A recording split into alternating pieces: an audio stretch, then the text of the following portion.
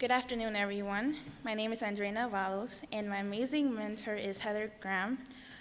Today's reading piece was inspired at a memoir workshop, and it is entitled Torn, My No Longer Best Friend. In my first year of high school, I had a best friend, but all that changed sophomore year. By October, she was no longer my best friend. On December 6, 2010, I saw a video on my Facebook newsfeed entitled True Shit. It had been uploaded by my no longer best friend and her new friend. I got a bad feeling and my hands began to tremble. I took my laptop, walked to the living room, sat on the couch, and hit play. They started off by saying that they had just smoked weed. I was shocked when I heard that because the girl I met freshman year wouldn't do that. I was watching a completely different person. The video was about 5 minutes long, and it looked like they were sitting in a classroom recording. At minute 2, my no longer best friend and her new friend started making fun of me. They said the most horrifying things ever. They said that I shouldn't take pictures of myself because I'm hideous. Facebook doesn't need pictures of ugly fat girls. I was a backstabber and a liar because I said I didn't like her new friend. They made fun of my whole body, saying that I'm not a girl. I was so devastated, I couldn't even breathe. I cried and cried. I texted my friends Melanie and Jaira.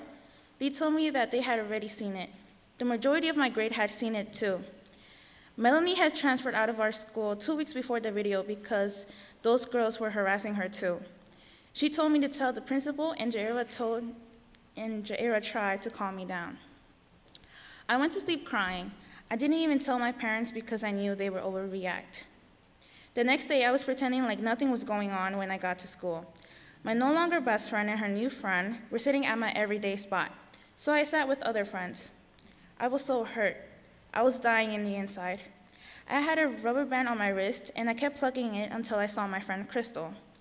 When I saw her, we walked to the bathroom, and I told her what happened. She was so angry. I couldn't help but break down crying. I wiped my tears and headed upstairs to my locker like everything was okay. My no longer best friend and her new friend came to my locker and asked me if I had seen the video. I denied it, and she turned to her new friend and said, "This bitch is lying," laughed, and walked away. It was first period, and I went to the school counselor, Miss Lynch. At the same time, Crystal confronted my no longer best friend. I felt like a coward. I spent the whole day cutting classes in the girls' bathroom crying. I couldn't believe that this was happening. 2 days before the video, I even said happy birthday to my no longer best friend. They had done little things before, like say sarcastic comments, but the video was beyond the worst. As a result, they were suspended for 38 days. People came up to me saying that they were sorry, but I didn't want any pity.